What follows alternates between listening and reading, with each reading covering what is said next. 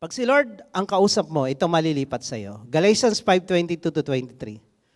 Ang bunga ng Espiritu, sabi dito, the fruit of the Spirit is love, joy, peace, patience, kindness, goodness, faithfulness, gentleness, self-control. Ito ay karakter ni Jesus na pwede mong makuha pag ikaw ay puspos ng Holy Spirit. At napupuspos ka lang ng Holy Spirit kung babad ka sa prayer, worship, at Word of God. Lalo yung prayer. So pagbabad ka sa presence ni Lord, kusang lilitaw yung love. Kusang lilitaw yung joy. Yung mga taong babad sa prayer, masayahin. May peace. Malalaman mo isang tao, pag masungit na, kulang na sa dasal yan. Kulang sa babad kay Lord.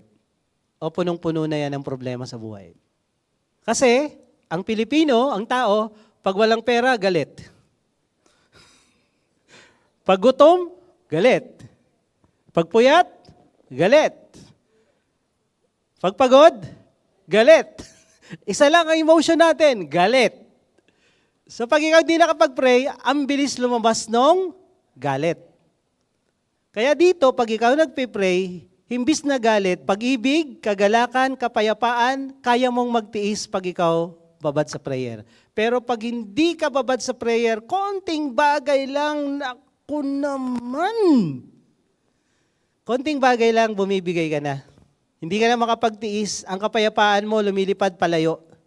Etong bunga ng Espiritu kay Lord to. Nasa atin to, na-activate when you pray, when you worship. Pero pag kulang ka, hindi ito lilitaw sa'yo.